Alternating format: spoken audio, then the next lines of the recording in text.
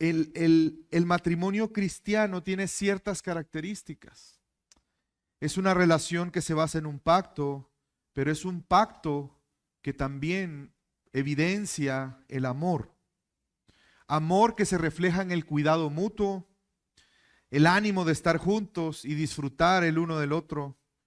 También implica confianza, implica respeto. En el matrimonio se procura el bienestar del otro, se manifiesta la gracia y no se basa en un interés personal. Es una relación cercana. Y de hecho, juntos, cuando una pareja, se casa, anhelan a tener una familia, procuran tener un hogar, y el hogar se vuelve un símbolo en sí mismo de su amor. Y dentro del hogar podemos ver evidencias de eso a través de las fotos, los recuerdos, inclusive hasta la forma en cómo se establecen los muebles dentro de la casa. Hermanos, Dios tiene una relación de pacto con su pueblo en el cual vemos precisamente reflejados esos mismos elementos. Dios quiere relacionarse con su pueblo al punto de que ese pueblo le pertenece.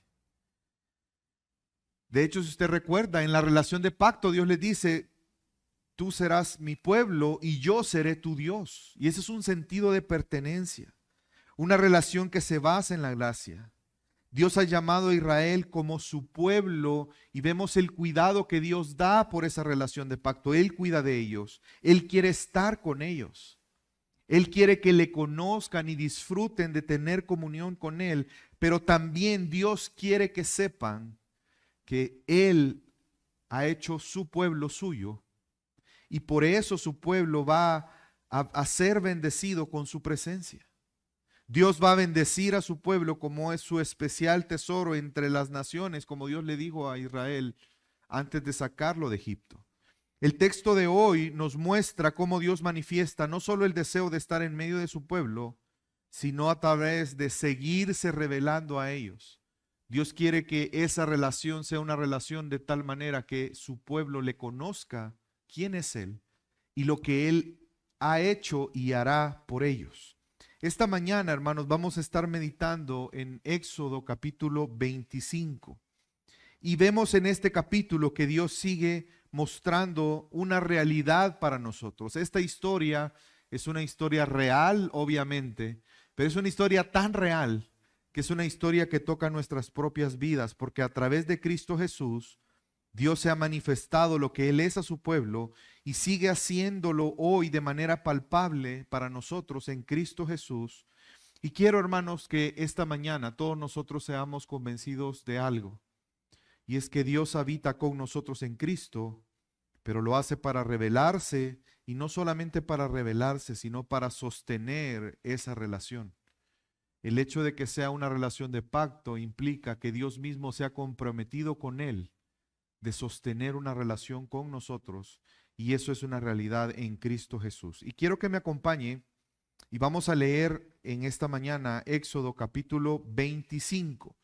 El primer punto en esta mañana, hermanos, que vamos a descubrir algo interesante en Éxodo 25, y es cómo hasta este momento hemos visto que Dios ha dicho y Dios ha manifestado el deseo de estar en su pueblo, entre su pueblo, pero eso tiene implicaciones para su pueblo. Y vamos a ver cómo ese deseo de Dios se manifiesta de una forma especial al habitar con su pueblo. Y mi primer punto en esta mañana es el deseo de Dios de habitar en su pueblo. Y vamos a leer del versículo 1 hasta el versículo 9 de Éxodo 25. Éxodo 25, del versículo 1 al versículo 9. ¿Lo tienen, hermanos? Le pido que me siga en la lectura en esta mañana.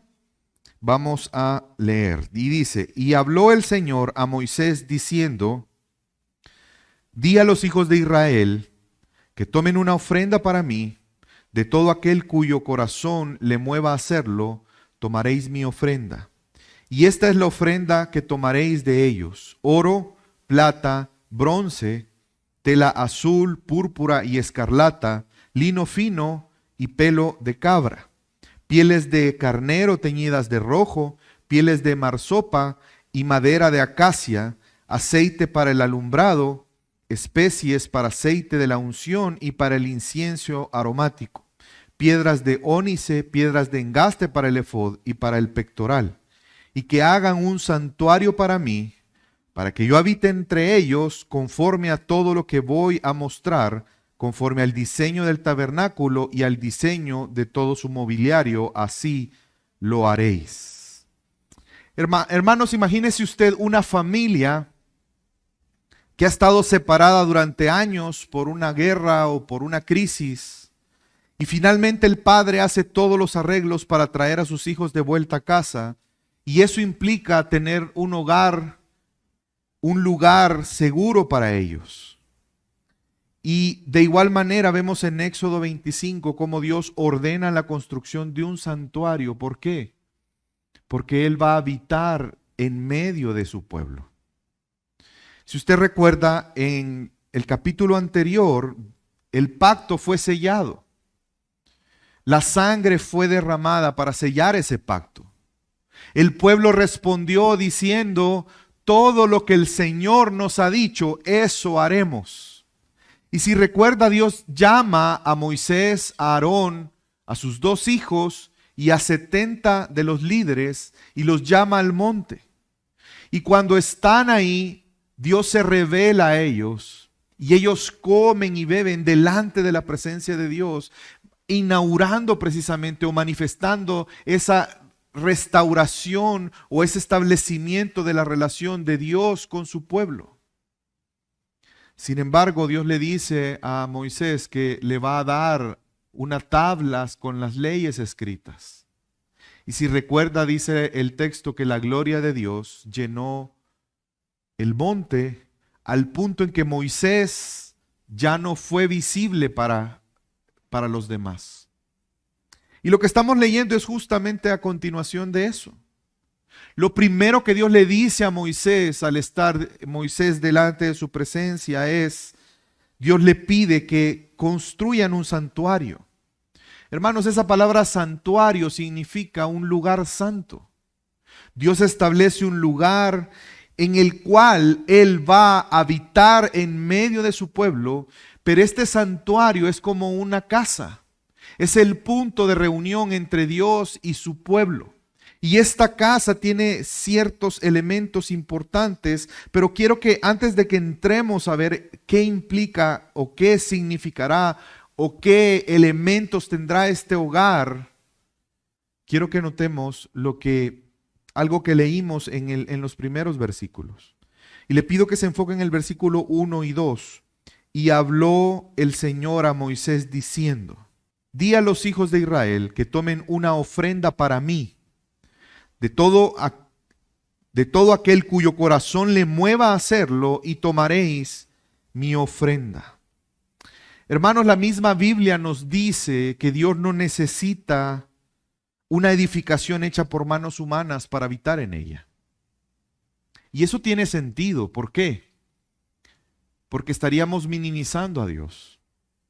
Dios es omnipresente. Dios no necesita un lugar así. Sin embargo, vemos que es Dios mismo quien le dice que hagan un santuario, un lugar santo, y les dio un don de experimentar la generosidad y el autosacrificio. No es que el pueblo necesariamente era indispensable para esto. Pero lo que Dios quiere que en ese sentido de relación ellos participen de lo que implica una relación con Dios. Dios provee de estos bienes. Es que si lo piensa es así. Dios está haciendo todo en realidad. Dios le dice a Moisés: di a los hijos de Israel que tomen una ofrenda para mí. Y si usted recuerda, le da una lista de diferentes cosas que ellos deben de ofrendar. La pregunta es, ¿de dónde ellos sacarían eso? ¿En dónde están en ese momento, en este momento de la narración? ¿Dónde está el pueblo? En el desierto. Pero Dios le pide cosas bien específicas, con las cuales serán usadas para construir un santuario que se edificará con ofrendas. Pero quiero que note y nos enfoquemos por un momento en las ofrendas. Y no me refiero a las cosas, porque ya leímos la lista. Me refiero a las características que tiene esta ofrenda. En primer lugar, vemos que es una ofrenda voluntaria. ¿Por qué? Si usted ve en el pasaje, dice que tomen una ofrenda para mí, de todo aquel cuyo corazón le mueva a hacerlo. No era una obligación. Sin embargo, era un requerimiento de Dios, porque Dios lo está pidiendo. Pero Dios no quiere obligarlos a hacerlo. ¿Y saben por qué? Porque al final eso evidencia cómo están ellos en su relación con Dios. Eso evidencia qué valor tiene Dios para ellos, porque las cosas, si usted ve la lista, son cosas sumamente valiosas económicamente hablando en esa época. Dios no le pide sobras. Dios no les pide, ay, vean ustedes qué me dan. Dios está pidiendo algo valioso. Claro, porque eso en realidad representa cuánto es valioso en el corazón de ellos Dios mismo. Vemos que un corazón dispuesto a ofrendar a Dios en este caso demuestra la devoción que hay para Dios de su pueblo. Dios no obliga a adorar y a dar, pero sí lo exige porque Él es digno de adoración. Y quiero que note que Él le dice a Moisés en la parte final, tomaréis, no dice la ofrenda, tomaréis mi ofrenda. Porque lo que ellos están dando, lo están dando para mí, para mi ofrenda. Algo que está destinado exclusivamente para Dios. Vemos que Dios mismo establece qué deben de dar. Hermanos, porque es así la relación con Dios. Cuando tú te relacionas con Dios, Él es el que pone las formas. Cuando tú vas a adorar a Dios, Él te dice cómo adorar. Nosotros no podemos inventar formas de adorar a Dios. Y en este caso Dios le dice qué tienen que dar. Materiales para el tabernáculo que eran únicos, valiosos. Y vemos el nivel de detalle que Dios da y lo específico también, porque ellos quieren que entiendan esto. Que esos materiales serán consagrados a Dios. Porque Dios es santo. Y de hecho algunos de estos materiales tienen un simbolismo de eso. De pureza, de valor. Solo lo voy a mencionar y quiero que ponga atención de aquí en adelante y se va a dar cuenta cómo las cosas que hacen referencia a Dios o están en el lugar santo, en el lugar santísimo, están hechas de oro, por lo que representa. No solo el valor, Dios está diciéndole, tú vas a habitar conmigo, pero yo quiero que tú participes y que en la relación tú demuestres quién soy yo para ti. Y te pido una ofrenda, pero tiene que ser voluntaria. Una ofrenda que muestra la devoción a Dios. Dios no está queriendo obtener algo materialmente de ellos, hermanos, y Dios es dueño de todo. Pero Dios sí quiere que muestren su disposición de adorar a Dios, reconociendo quién es Él y que Él es digno de eso. Porque lo interesante de todo esto es que todo lo que ellos van a dar, ¿de dónde lo obtuvieron? ¿Cuántas horas ellos trabajaron para obtener lo que le van a dar a Dios? ¿Cuánto esfuerzo, cuántos años tuvieron que ahorrar para tener las cosas de oro que tenían? Quiero que recordemos en Éxodo capítulo 3, Dios diciendo algo importante que tiene relación con esto, versículo 21, y daré a este pueblo gracia ante los ojos de los egipcios. Y sucederá que cuando os vayáis, no iréis con las manos vacías, sino que cada mujer pedirá a su vecina y a la que vive en su casa objetos de plata, objetos de oro y vestidos, y los pondréis sobre vuestros hijos y vuestras hijas. Así despojaréis a los egipcios. El oro, la plata que ellos tenían, ¿quién se los había dado? Una relación que comienza a establecer el valor que Dios tiene para su pueblo, reconociendo que Dios es digno de adoración, pero también reconociendo que Él es su proveedor y su sustentador. Comienza con esa referencia al lugar santo en el cual Dios establecerá en medio de ellos. Y vemos que este lugar especial, hermanos, nos habla de la relación que Dios quiere tener con su pueblo, pero también nos habla de quién es Dios. Fíjense, aquí nos está diciendo lo primero de la relación. Tú eres mi pueblo, yo soy tu Dios, pero yo requiero de ti una ofrenda. Yo requiero de ti que tú muestres quién soy yo para ti. Que tú reconozcas el valor, mi valor, por encima de las cosas que yo te di. Y vemos que la narrativa va en ese sentido, hermanos, en lo que vamos a leer. Yo le pido que no se pierda en detalles de cosas que no es el propósito de Dios.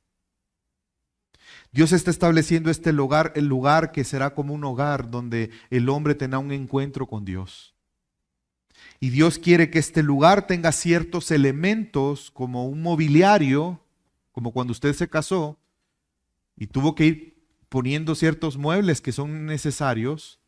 En este caso, porque también además ese mobiliario dice algo de la relación con Dios. Vemos la intención de Dios y quiero que vayamos ahora a Éxodo 25 y leamos el versículo 8 y 9. Después de darle la lista de las cosas que tienen que ofrendar voluntariamente, y dice, y que hagan un santuario para mí, para que yo habite entre ellos, conforme a todo lo que te voy a mostrar, conforme al diseño del tabernáculo y el diseño de todo su mobiliario, así lo haréis. Dios está relacionando con su pueblo en cumplimiento de lo que implica esa relación. Alguien dijo una vez, Dios no habitó en templos hechos por manos humanas, pero en su condescendencia estableció símbolos visibles para que el pueblo entendiera su presencia entre ellos. Hermano, Dios no necesita un tabernáculo para vivir. Pero Dios quiso que esos elementos se conviertan en aspectos visibles para entender quién es Dios y la relación que Dios quiere tener con su pueblo. Podemos acercarnos a Él porque Él ha iniciado una relación. Si usted recuerda, fue Dios quien se acercó al pueblo, fue Dios quien lo libertó. Pero de igual manera nosotros hoy nos acercamos a Él porque Él es misericordioso. Solo podemos acercarnos a Él a través de su gracia en la fe en Cristo Jesús y por medio de su obra. Cristo es el lugar de reunión entre Dios y su pueblo. Él ha provisto el tabernáculo para nosotros. Y aunque no hemos participado en la construcción del tabernáculo, pues es Cristo mismo, sin embargo, sigue siendo necesaria la misma respuesta. Vemos que el inicio de la relación de Dios con su pueblo parte de una ofrenda para la construcción de ese tabernáculo. Y si bien es cierto, Cristo fue dado por Dios para que Él sea nuestro tabernáculo, Él espera de nosotros lo mismo, hermanos. Él espera una ofrenda, pero en este caso no de oro y plata. Él espera una ofrenda de todo nuestro ser entregado a Él como un sacrificio vivo y santo delante de Él. Porque cuando tú rindes tu vida a Él, tú estás reconociendo el valor que Él tiene. Y Él espera que le adoremos así. Dios espera que tú reconozcas quién es Dios. Y que así como el pueblo debía dar una ofrenda voluntaria, que tú voluntariamente rindas tu vida a Él. Es por eso que el servir al Señor es algo voluntario, no puede ser obligado. Es por eso que dedicamos tiempo en nuestro día a día para orar y leer su palabra y conocerle más, y es algo voluntario. Porque eso testifica de qué tanto vale Dios para ti. Porque estás dispuesto a pasar todo a un segundo plano y poner una pausa en tu día que probablemente está muy ocupado y decir, estoy muy ocupado, pero esto es más importante. Señor, quiero conocerte. mostrar nuestra dependencia a Él, inclusive al ofrendar materialmente. Es parte de tu vida de adoración al Señor. No sería congruente que tú dijeras, yo entrego mi vida en adoración a Dios, pero mi cartera no. Porque entonces no estás entregando todo lo que tienes. El congregarnos, hermanos, muestra esa devoción al participar en la adoración comunitaria. Todos nosotros somos tentados el día domingo a levantarnos tarde, a ir de paseo, a arreglar cosas en la casa. Pero es un acto de adoración cuando tú dices, estas cosas son importantes. O cuando quizás es el día más adecuado para preparar una celebración. O participar de una reunión familiar. Pero cuando tú dices, esas cosas son importantes, pero más importante es reunirme a adorar a mi Señor y tener una cita con Él. Y eso pasa a un segundo plano. Hermanos, eso no puede ser obligado, debe de ser voluntario, debe de ser una manifestación de tu fe. Dios espera que demos nuestra vida como un sacrificio vivo para Él, como parte de esa relación. Y Pablo lo expresa de una manera tan clara en Romanos capítulo 12, versículo 1. Por consiguiente, hermanos, recuerde que este versículo es como una bisagra entre el capítulo 1 y 11 y el resto del libro de Romanos. En el capítulo 1 al 11, Pablo desglosa lo que éramos, lo que Dios ha hecho y lo que ahora somos en Él.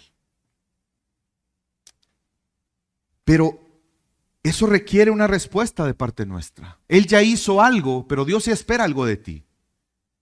Así como en el Éxodo, Dios fue quien lo sacó, Dios fue quien venció a Faraón y a Egipto, fue Dios quien abrió el mar rojo, fue Dios quien estableció la nube y la columna de fuego, fue Dios quien los alimentó, fue Dios quien les dio el agua, fue Dios quien les dio las cosas para el sacrificio, pero Él espera que entreguen un sacrificio voluntario a Él, una ofrenda. Por consiguiente, hermanos, os ruego por las misericordias de Dios, que presentéis vuestros cuerpos como un sacrificio vivo y santo, aceptable a Dios, que es vuestro culto, vuestra adoración racional. Tenemos comunión con Dios en Cristo, hermanos, quien es el tabernáculo, el punto de reunión entre Dios y los hombres. Pero Dios espera en nuestra relación con Él que voluntariamente, que con gozo, que con alegría, que con amor, que con gratitud, que con devoción, sin pesar, rindamos nuestra vida como un sacrificio vivo delante de Él. Dios no solo pide una entrega a Él, es que Él mismo se ha entregado y nos ha bendecido. Su favor está para con su pueblo, su presencia misma. Y al estar Dios con ellos tendrán bendiciones únicas que vienen con su presencia. ¿Saben qué Dios les está diciendo al pueblo con esto? Porque lo que Él les pide son de verdad, eran como riquezas, eran bienes muy valiosos. Y Él lo que les está diciendo es, pueblo mío, quiero que entiendas que la mayor riqueza que tú tienes no es el oro, la plata, es mi presencia en medio de tu pueblo, de mi pueblo. Y es igual con nosotros hoy, hermanos. No hay nada más valioso que saber que somos uno con Cristo. Y por eso la Biblia dice que los que vivimos, ya no vivimos para nosotros mismos, sino que vivimos para aquel que murió y resucitó por nosotros, pero no como un gran sacrificio, una gran carga, sino al contrario. Cuando reconocemos quién es Él y el valor que Él tiene, nuestra vida es tan mínima y poca que no nos pesará entregarla. Y todavía sentirás que estás dando muy poco. Y eso me lleva al segundo punto, hermanos, en esta mañana. que lo podemos ver en lo que sigue en la narración. Vemos entonces cómo Dios quiere estar en medio de su pueblo, pero esa relación de estando Él con ellos parte del reconocimiento de quién es Dios y de la adoración que Dios requiere porque Él es digno. Pero Él quiere mostrarles que el tener una relación con Dios, que ellos sean su pueblo, es su mayor tesoro. Porque a través de eso, Dios va a mostrar su bondad y su misericordia porque son su pueblo. Y Dios les va a dar cosas que ningún reino les puede dar. Otros reinos podrían darles oro, podían darles plata, podía darles pieles, podía darles muchas cosas. Pero ningún otro reino, ningún otro rey puede dar lo que Dios da a su pueblo. Y eso se ve manifestado en las cosas que van a estar en ese santuario. El segundo punto en esta mañana es que Dios se revela en la comunión, mostrando su gracia y su misericordia. Hermanos, Dios muestra que quiere estar con su pueblo, pero también Él quiere que hayan elementos visibles para ellos que todo el tiempo le recuerden el tesoro que es que Dios esté en medio de su pueblo. Veremos 3 de ellos este día. En las próximas semanas seguiremos viendo el resto. Vamos a ver el arca del pacto, la mesa del pan y el candelabro de oro. Y quiero que me acompañe. Vamos a seguir leyendo Éxodo 25 y vamos a continuar en el versículo 10 y vamos a leer hasta el versículo 22. Y harán también un arca de madera de acacia, su longitud será de 2 codos y medio, y su anchura de codo y medio, y su altura de codo y medio. Y la revestirás de oro puro, por dentro y por fuera la revestirás, y harás una moldura de oro alrededor de ella. Además, fundirás para ello 4 argollas de oro, y las pondrás en sus 4 esquinas, 2 argollas a un lado de ella, 2 argollas al otro lado. También harás varas de madera de acacia y las revestirás de oro. Y meterás las varas por las argollas a los lados del arca para llevar el arca con ellas. Las varas permanecerán en las argollas del arca, no serán quitadas de ellas. Y pondrás en el arca el testimonio que yo te daré. Y harás además un propiciatorio de oro puro, su longitud será de 2 codos y medio y su anchura de 1 codo y medio. Y harás igualmente 2 querubines de oro, los harás de oro labrado a martillo en los 2 extremos del propiciatorio. Harás un querubín en el extremo y en el otro extremo. Y harás el propiciatorio con los querubines en sus 2 extremos de una sola pieza. Y los querubines tendrán extendidas las alas hacia arriba y cubriendo el propiciatorio con sus alas, uno frente al otro. Los rostros de los querubines estarán vueltos hacia el propiciatorio y pondrás el propiciatorio encima del arca y en el arca pondrás el testimonio que yo te daré. Y ahí me encontraré contigo y de sobre el propiciatorio de entre los 2 querubines que están sobre el arca del testimonio, te hablaré acerca de todo lo que he de darte por mandamiento para los hijos de Israel. Hermanos, quiero que vean una imagen de cómo más o menos podría haber sido el arca para tener una idea. Y la descripción que vemos es algo como esto. Pero creo que lo más importante no es eso, hermanos, en este texto. Lo más importante es lo que Dios quiere hablar de Él mismo o testificar de su relación con su pueblo a través de este elemento. Una vez más, es una forma visible para que ellos puedan entender quién es Dios y lo que Dios ha hecho. Este es el único mobiliario que está en el lugar santísimo. Vamos a ver la próxima semana cómo el tabernáculo tenía diferentes partes. El lugar más íntimo era el lugar santísimo. Y este es el único elemento que está dentro del lugar santísimo. Y eso nos dice algo de la presencia de Dios. Nos dice algo de lo que Dios está testificando con esto. Hermanos, recordemos que el pecado corrompió la relación con Dios, rompió la relación con Dios. Quiero que recuerde que el tabernáculo no es el primer lugar donde Dios tiene un encuentro con los hombres. Antes del tabernáculo, ¿en qué lugar Dios tuvo un encuentro con el hombre? ¿O en qué lugar era el lugar donde Dios tenía comunión con el hombre? Era un jardín. Y su nombre era el Edén. Cuando, si usted recuerda, Dios hizo al hombre y creó el jardín. Y dice la Biblia que Dios puso a Adán en el Edén. Y ese era un lugar de comunión con Dios. Era el lugar especial donde Dios tenía comunión con los hombres. Tanto así que cuando Adán pecó, ¿qué hizo Dios? Lo expulsó de Edén. Porque Dios ya no podía tener comunión con el hombre por su pecado. Y lo que Dios está diciendo aquí es que Él va a restaurar, restablecer ese lugar de reunión que se corrompió por el pecado. Y esto que estamos viendo tiene ciertos elementos. Vemos la majestuosidad y la santidad de Dios manifestada en los elementos que utilizarían para construir. Pero también en las figuras, si usted se fija, Dios pide que hayan querubines de oro que cubren el propiciatorio con sus alas y que están uno frente al otro. Ese es un mensaje. Porque la presencia de Dios no es accesible para cualquiera.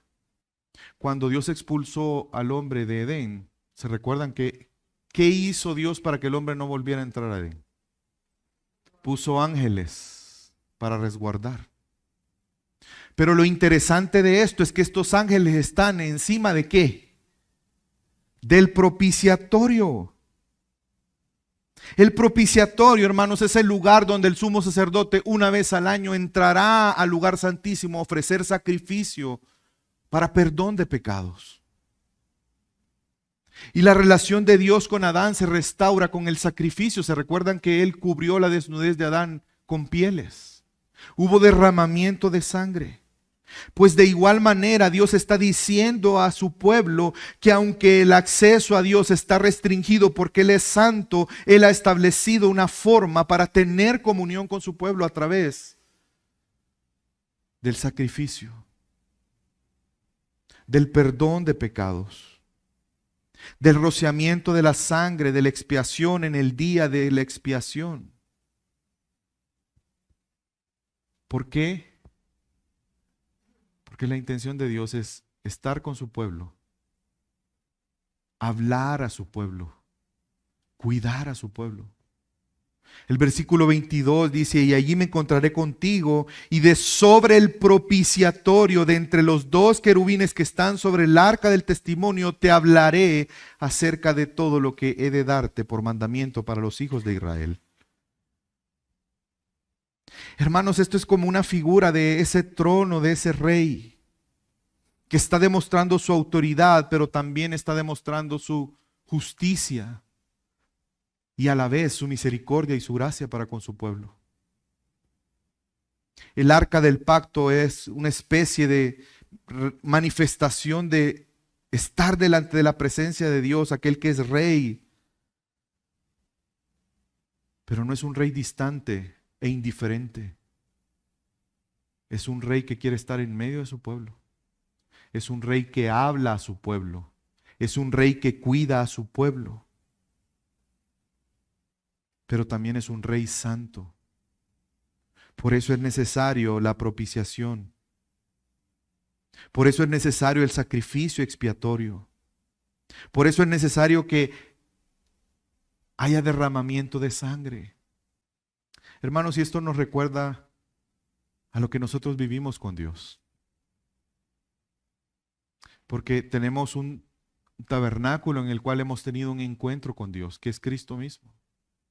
Pero mire lo que nos dice, nos recuerda Hebreos capítulo 2, versículo 17. Por tanto, tenía que ser hecho semejante a sus hermanos en todo. Está hablando de la encarnación de Jesús. A fin de que llegara a ser un misericordioso y fiel sumo sacerdote en las cosas que a Dios atañen, para hacer propiciación por los pecados del pueblo. Hermanos, al lugar santísimo donde está el arca solo podía entrar el sumo sacerdote.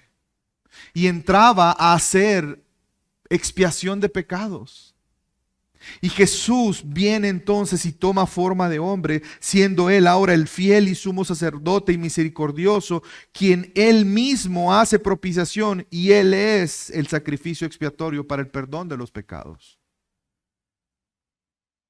Alguien dijo una vez: Dios nunca dejó a su pueblo sin una señal de su presencia. El propiciatorio sobre el arca era un eco de su gracia, pero en Cristo vemos su revelación plena. Hermanos, eso nos debe de llevar a depender de Cristo Jesús. Dios quiere tener una relación, sí, pero necesitas a Cristo. Cristo se ha revelado de manera plena. Dios más bien se ha revelado de manera plena a nosotros en Cristo. Por eso es que tú y yo ya no necesitamos un santuario físico. Porque nuestro punto de reunión entre los hombres y Dios es ahora Cristo Jesús. Y Él ha venido a ser nuestra sumo sacerdote y nuestra propiciación para el perdón de nuestros pecados. Y nuestra relación con Dios está siendo restaurada. Y ahora tenemos acceso al lugar santísimo. Su sangre derramada para el perdón de pecado nos permite entrar confiadamente delante del Dios santo y justo. Hermanos, es necesario que todos reconozcamos que Jesús ha hecho posible el acceso a Dios a través de su sacrificio en la cruz. Y si tú estás aquí en esta mañana visitándonos, es una verdad que es indispensable para ti reconocer. Tú quieres relacionarte con Dios. Responde al llamado del Evangelio confiando en Cristo como mediador y salvador. Arrepiéntete de tus pecados.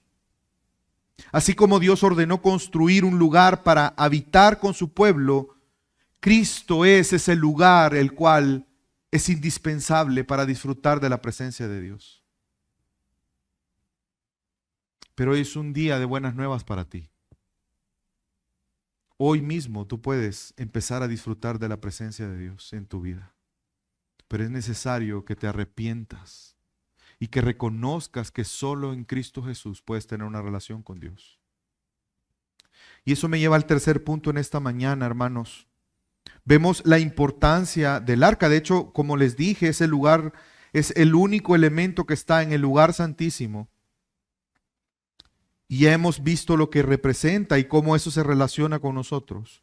Pero Dios además se revela mostrando que Él es quien provee a su pueblo. Dios habita en medio de su pueblo para que le conozcan. Y por medio del arca vimos y aprendemos cómo Dios se revela en gracia y misericordia. Pero Dios quiere que también su pueblo tenga una forma divisible de entender que Dios es la provisión del pueblo. Él es el proveedor. Y veamos qué nos dice en esta porción, versículo 23. Harás asimismo una mesa de madera de acacia, su longitud será de 2 codos, su anchura de 1 codo y su altura de 1 codo y medio. Y la revestirás de oro puro y harás una moldura de oro a su alrededor. Y le harás también alrededor un borde de 1 palmo menor de ancho y harás una moldura de oro alrededor del borde. Y le harás 4 argollas de oro y pondrás argollas en las 4 esquinas que están sobre sus 4 patas. Cerca del borde estarán las argollas para meter las varas a fin de llevar la mesa. Y harás las varas de madera de acacia y las revestirás de oro y con ellas llevarás la mesa. Harás también sus fuentes, sus vasijas, sus jarras y sus tazones, con los cuales se harán las libaciones, de oro puro los harás. Y pondrás sobre la mesa el pan de la presencia perpetua delante de mí. Recuerde que el pueblo estaba moviéndose a la tierra prometida. Por eso es que ven que en los elementos que estamos viendo, en las instrucciones de Dios, Dios pone cómo iban a ser movidos porque no estaban todavía en la tierra prometida. Y es una imagen parecida a la que ven en pantalla, es algo como eso, la mesa. Sin embargo, lo importante de esto no era la mesa, sino más bien lo que estaba en la mesa. Eso era lo significativo. Si vemos, termina esta porción diciendo, y pondrá sobre la mesa el pan de la presencia perpetua delante de mí. Hermanos, ese pan representaba la presencia de Dios con ellos. Porque una vez más, el tesoro más grande que el pueblo tenía era la presencia de Dios en medio de su pueblo. Debía contener 12 panes que simbolizaban precisamente al pueblo de Israel, las 12 tribus. Todas ellas tienen acceso a la provisión de Dios. Él proveería para ellos. De hecho, si usted recuerda, a los sacerdotes se les permitía comer de esto, porque era una forma de recordar que Dios era quien proveía a los sacerdotes también. Hermanos, es por la gracia de Dios como nosotros también hoy se ha revelado a nosotros Dios como nuestro proveedor. Y no quiero que minimicemos la provisión de Dios a cosas materiales, porque Dios nos ha dado una provisión más grande que esa. Juan capítulo 6, versículo 33. Jesús hablando dice, porque el pan de Dios es el que baja del cielo y da vida al mundo. Entonces le dijeron, Señor, danos siempre este pan. Y Jesús les dijo, yo soy el pan de vida. El que viene a mí no tendrá hambre, y el que cree en mí nunca tendrá sed. Hermanos, en Cristo, Él es el pan de vida para nosotros hoy. Así como la mesa no era lo importante, sino lo que representaban los panes. Para nosotros hoy lo más importante es reconocer que Dios se ha revelado a nosotros como nuestro sustentador en Cristo Jesús, porque Él es el pan de vida. De hecho, cuando participamos de la cena del Señor, reconocemos que Él es el pan de vida. La comunión con Dios es continua. ¿Por qué? Porque depende de Cristo Jesús. Pero la revelación y esa relación implica para nosotros que Él es nuestro sustentador. Y no solo de las cosas materiales, obviamente sí, pero sobre todo de lo espiritual. Hermanos, todos los seres humanos tenemos necesidades. Necesidades de cosas materiales, pero necesidades de cosas que no se pueden comprar, como por ejemplo la paz, el gozo, la seguridad, la certeza, la esperanza. Son cosas que no están amarradas a las cosas materiales. Los seres humanos buscan en las cosas materiales esperanza, paz, gozo, pero se frustran porque se dan cuenta que ahí no pueden encontrar lo que necesitan. Pero nosotros como su pueblo, hermanos, Dios ha provisto para nosotros al pan de vida que es Cristo Jesús. Y en Cristo tú sí puedes encontrar hoy paz. No importando las circunstancias que estés viviendo, no importando las dificultades, tú puedes tener paz. Él es tu paz. Lo que tú necesitas hoy, espiritualmente, emocionalmente, lo tienes en Cristo Jesús. Ve a Él. Él es nuestro proveedor. Pero es necesario que comas de ese pan todos los días. Hermanos, eso lo hacemos a través de nuestra relación con Cristo por medio de su palabra y la oración. Porque Él es el pan. La pregunta es si tú lo ves como el pan de vida. La pregunta es si tú disfrutas de ese pan de vida y te sacias porque tienes hambre. Todos nosotros tenemos hambre. No sé de qué tengas hambre hoy tú. No sé si tienes hambre de amor, no sé si tienes hambre de esperanza, no sé si tienes hambre de gozo, de paz. Ve a Cristo. Él es el pan de vida. Él es quien sustenta tu ser. Él es quien puede proveer todo lo que tú necesitas. Ve a Cristo. Confía en Él. Y eso me lleva al último elemento que vamos a ver ahora. Y a través de este elemento Dios se revela a su pueblo como la luz. Y acompáñeme a leer el versículo 31 al 40. Y harás además un candelabro de oro puro. El candelabro, su base y su caña han de hacerse labrados a martillo. Sus copas, sus cálices y sus flores serán una pieza con él. Y saldrán de sus lados 6 brazos, 3 brazos del candelabro de uno de sus lados y 3 brazos del candelabro del otro lado. Y habrán 3 copas en forma de flor de almendro en un brazo, y un cáliz y una flor, y 3 copas de forma de flor de almendro en el otro brazo, y un cáliz y una flor, y así los 6 brazos que salen del candelabro. Y la caña del candelabro habrá 4 copas de forma de flor de almendro, y sus cálices y sus flores. Y habrá un cáliz debajo de los 2 primeros brazos que salen de él, y un cáliz debajo de los 2 siguientes brazos que salen de él, y un cáliz debajo de los 2 últimos brazos que salen de él, y así con los 6 brazos que salen del candelabro. Sus cálices y sus brazos serán una pieza con él, y todo ello será una pieza de oro puro labrado a martillo. Entonces harás sus 7 lámparas, sus lámparas serán levantadas de modo que alumbre el espacio frente al candelabro, y sus despabiladeres y sus platillos serán de oro puro. El candelabro con todos sus utensilios será hecho de un talento de oro puro, y mira que lo hagas según el diseño que te he sido mostrado en el monte. Y es algo parecido a esta imagen. De hecho, creo que esta imagen se queda muy corta por los detalles que da. Pero quiero que note cómo describe la forma del candelabro. No sé si lo notó. Habla de qué, de tallos, de flores. ¿Lo notó? Pareciera ser que Dios está haciéndoles pensar en un árbol. Hermanos, en el primer lugar de reunión de Dios con los hombres, Edén, había un árbol especial. El árbol de la vida.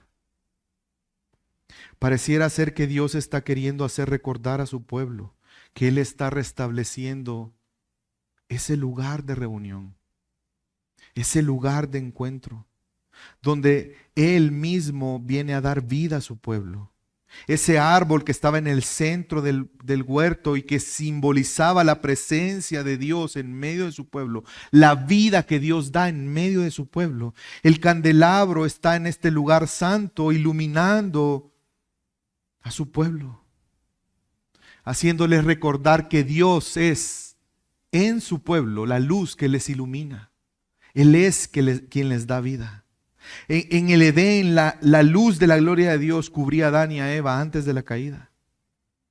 Pero cuando ellos fueron expulsados, hermanos, la humanidad quedó en tinieblas. El candelabro es un recordatorio de que ahora el pueblo de Dios ya no está en tinieblas. Ahora ellos están disfrutando de la luz. Y esa luz es Dios mismo en medio de ellos. Y que nunca más estarán en tinieblas. Por eso el candelabro debía estar encendido todo el tiempo. Porque Dios está prometiendo que su presencia estará con ellos y Él será la luz de ellos. Hermanos, y esto tiene una relación para nosotros también hoy. Dios se sigue manifestando a su pueblo de esa manera. Dios sigue mostrando que Él es la luz de su pueblo y lo ha hecho a través de Cristo Jesús, quien es la luz del mundo. Jesús mismo dijo en Juan 8:12, Jesús les habló otra vez diciendo, yo soy la luz del mundo. El que me sigue no andará en tinieblas, sino que tendrá la luz de la vida. El candelabro representa cómo el pueblo pasó de estar en tinieblas en Egipto, porque la presencia de Dios no estaba en medio de ellos. Y ellos tuvieron que sufrir el estar en tinieblas ahí. Pero Dios ya los había rescatado y ahora ya no están. Han sido trasladados de ese reino de tinieblas ahora a un nuevo reino en el cual Dios mismo está en medio de ellos y Él viene a ser la luz de su pueblo. De igual manera nosotros hoy, hermanos, la luz de Dios que brilla en nuestra salvación, Cristo Jesús, es la luz. Él nos ha trasladado del reino de las tinieblas al reino de la luz admirable, trayendo vida, trayendo restauración, recuperando lo que el hombre perdió en Edén. Ya no necesitamos tener en nuestra casa un candelabro que nos recuerde esa verdad. ¿Por qué? Porque Cristo mismo habita en nosotros y su Santo Espíritu nos llena de vida, nos llena de luz. Él es la luz para nosotros. Y esto nos recuerda algo más, que eternamente, en la eternidad, disfrutaremos de nuestro Dios, de nuestro Salvador. ¿Y sabe qué dice la Biblia acerca de Cristo? Que Él va a ser la luz que ilumine.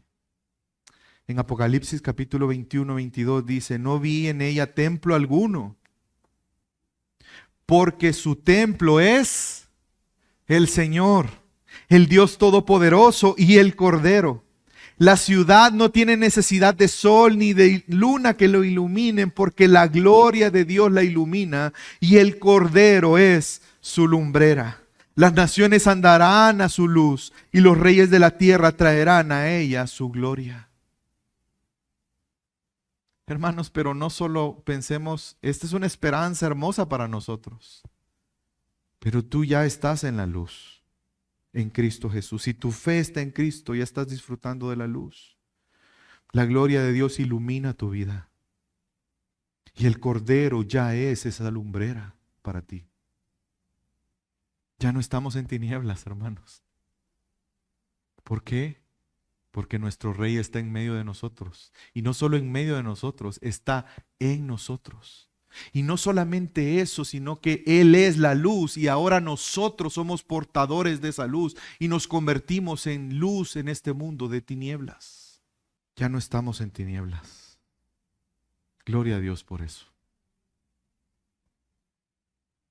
Y ahora somos hechos luz. Estamos en medio de tinieblas, pero no somos parte de ellas. Somos llamados a ser luz en medio de las tinieblas, por medio de la predicación del Evangelio, hermanos.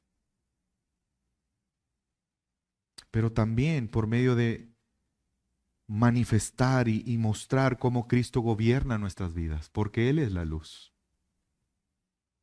¿Cómo estás dejando tú tu viejo hombre? ¿Cómo estás sometiéndote en obediencia a Cristo? ¿Cómo estás manifestando la luz en tu día a día? En tu trabajo, en tu casa. Porque, hermanos, todos los días estamos frente al rostro de Dios. Todos los días estamos delante de Dios. Él es la luz.